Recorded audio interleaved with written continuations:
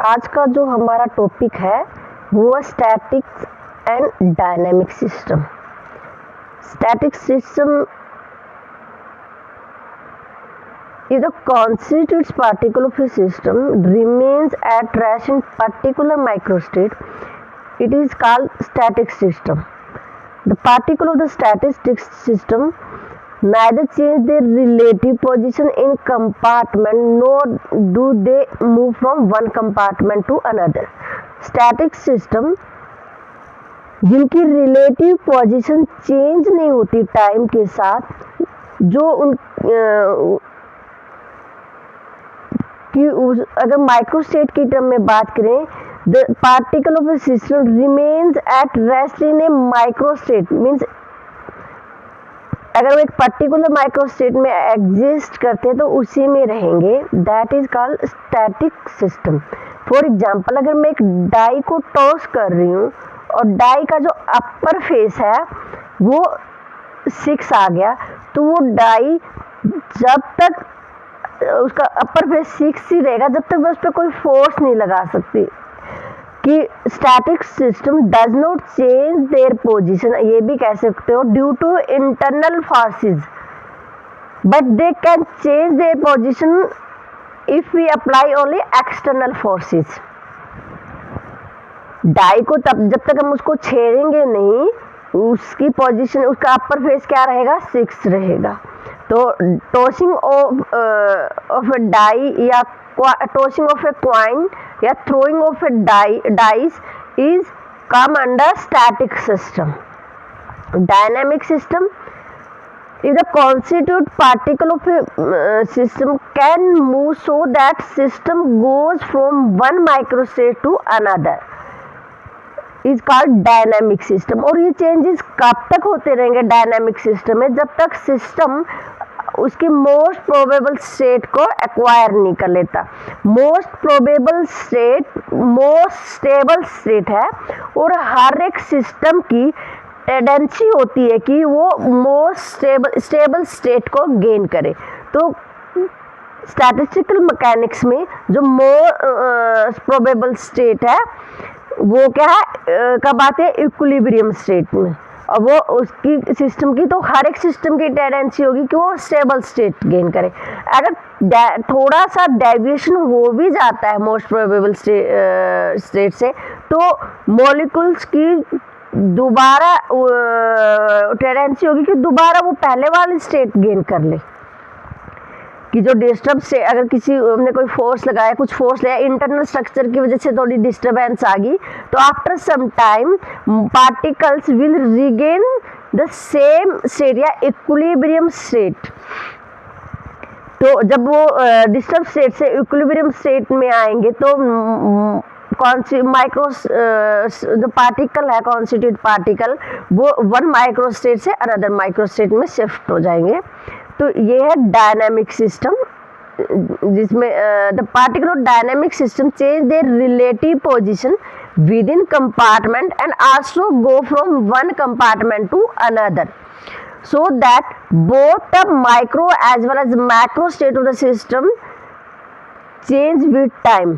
अब particle, dynamic system के particle क्या है, रिलेटिव पोजीशन चेंज हो रही है, उनकी माइक्रो स्टेट भी कंपार्टमेंट के अंदर, वो एक कंपार्टमेंट से दूसरे कंपार्टमेंट में भी जा रहे हैं, तो माइक्रो और मैक्रो स्टेट दोनों चेंज हो रही है टाइम के साथ।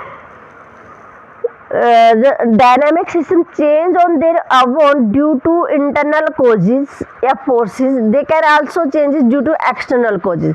स्टैटिस्टिक्स सिस्टम में एक्सटर्नल फोर्सेस की वजह से चेंज है, इंटरनल फोर्सेस या इंटरनल कॉजेज की वजह से पार्टिकल, कॉन्स्टिट्यूट पार्टिकल की पोजीशन में कोई चेंज नहीं था।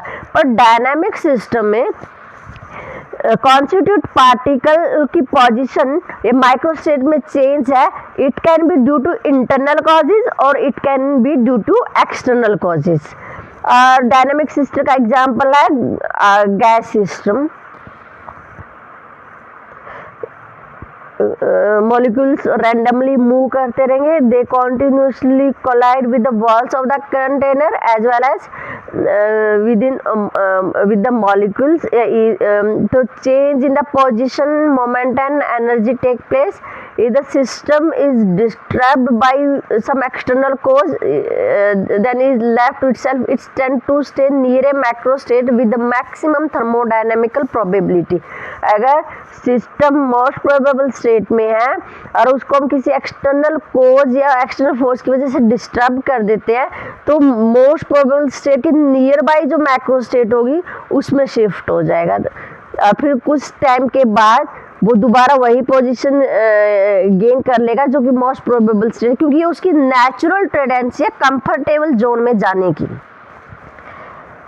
Equilibrium state of a dynamic system, equilibrium state of dynamic system ये रिप्रेजेंट कर रहा है कि अगर लार्ज नंबर ऑफ पार्टिकल है तो macro state having maximum probability it term as most probable state. For a dynamic system consisting large number of particle, the probability of deviation from the most probable state decrease very rapidly.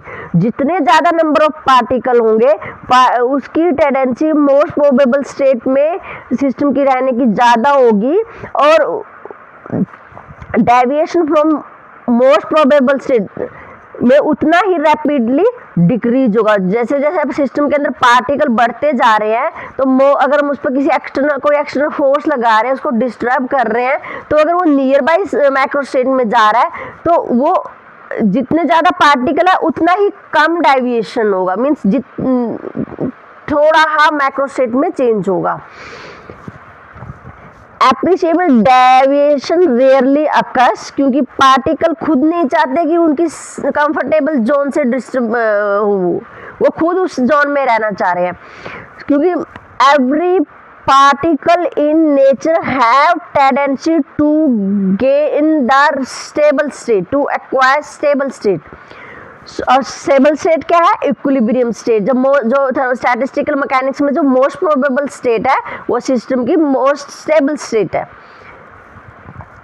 For majority of time the system stay in the most probable state. If the system is disturbed, it again tends to go toward the most probable state because the probability of staying in the disturbed state is very small. The most probable state behave as equilibrium state to which the system remains again and again.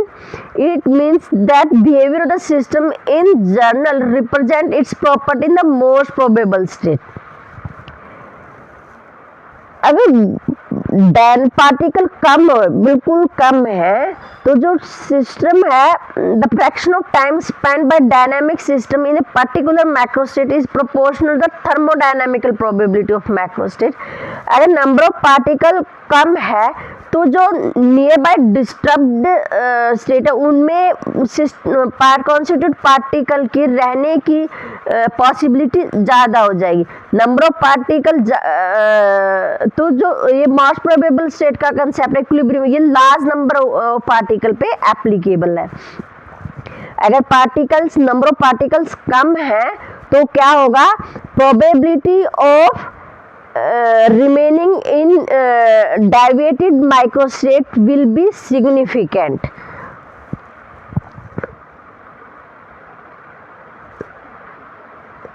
System consisting of small number of particles, the most probable state may not be the equilibrium state. Such a system cannot be dealt with by using the concept of statistical physics. In other words, strictly speaking, the statistical physics is useful in studying the behavior of the system which consists of large number of particles.